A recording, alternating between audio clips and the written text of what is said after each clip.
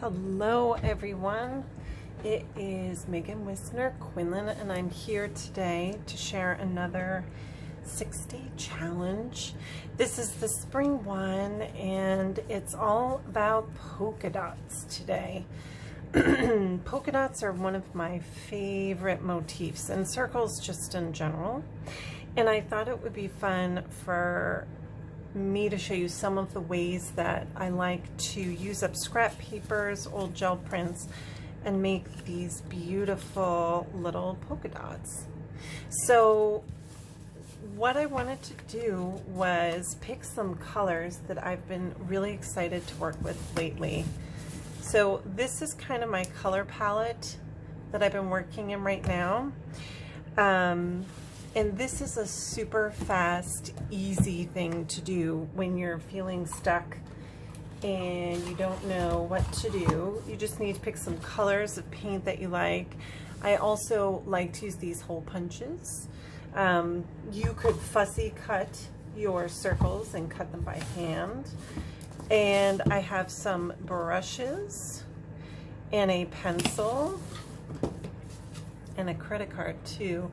You never know if these will come in handy, but they usually do.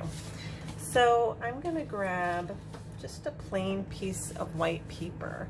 And today I'm using cardstock, but actually it could be really good to use just like an inexpensive computer paper or something like that.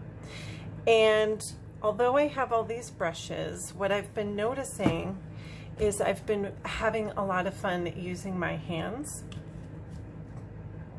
which sounds kind of crazy, but I actually really like the effects. So I am going to take just some blobs, maybe not too much. I actually may have gotten a little too much on here. So this is too much paint, everybody, but that's okay. I'm just gonna smush it on another sheet so I can make two. And I am literally just going to, I'm gonna use my hands, which sounds really messy, but I've just been loving it so much.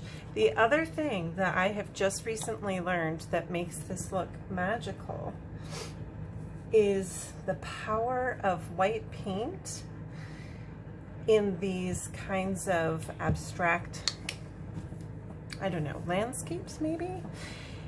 White changes everything and it adds another depth to your color, and it's really amazing what happens when you add white.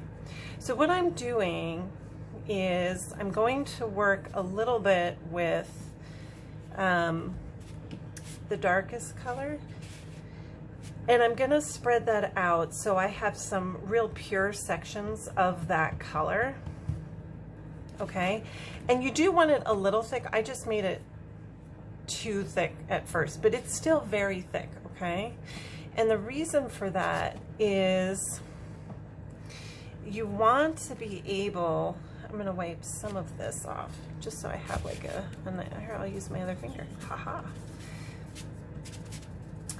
You want to have some thick pools of this color so you can go back in and maybe do some mark making. So if it's thicker, then you can do that. So I'm going to keep the pink kind of in its own space. So I have some pure puddles of the color.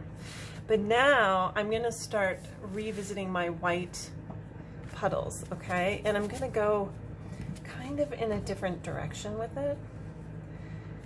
And what it does is it kind of pulls everything together. So it's adding more depth to the boldness of the one color, and it's just kind of giving it a little bit more interest. And I've just recently discovered that this is just such a great way to kind of, instead of having very distinct bold puddles, you can have the white come in and kind of blend everything together. So already I love how this looks. And there's a lot of movement in there. And I feel like for me with this process, the movement comes from using my hands. And because I have the white going over the other colors, I can go in with a mark making tool and those other colors will kind of come through or be exposed, right? Now, because this is polka dots, it actually could be fun to make some circles in your paper. So I'm going to do some of that so we could do circles on circles on circles, which I love, circles. I'm actually just using a mechanical pencil. It works great for mark making, and you know, some of the pencil shows up, which is actually kind of a good thing.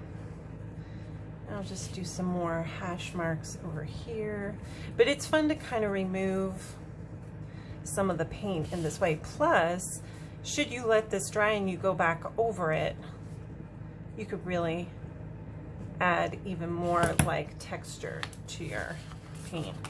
My pencil is slipping because my hands are so slimy. I forgot wet wipes for this video, so I can't really wipe my hands off.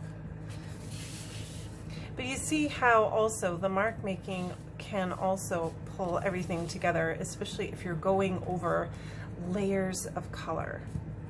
Then you're kind of melding them together. And I really love how that looks. This has just been such a meditation for me lately, I have to say. I am in this place right now creatively where I cannot stop making these kinds of landscapes. I normally never work this way and I'm just enjoying it so much. So, okay, lots of movement. You could do so many things with this kind of page, but for the sake of a video, I have one that is finished and dry. And another thing that you can do is I added some paint splatters, which are also circular, and I found a Dina Wakley circles stencil as well, half circles. And I thought, okay, circles and circles. So then all you have to do is let it dry completely. Your paper cutters are not gonna work unless it's completely dry.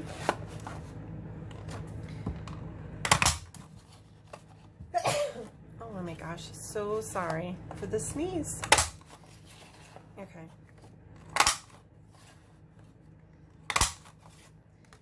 And I am gonna punch some big circles, some small circles.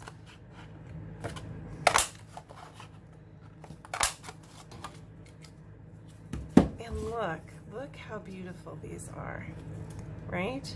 So now you have some beautiful polka dots. You can go back and add these to anything. You could keep them by themselves, or even to do layer upon layer. You could even have them go back into a similar design and add even more layer. Just looks so beautiful. So quick lesson, but so much fun. And if you do anything with some polka dots, I'd love to see what you come up with. Thanks, guys. Have a great day.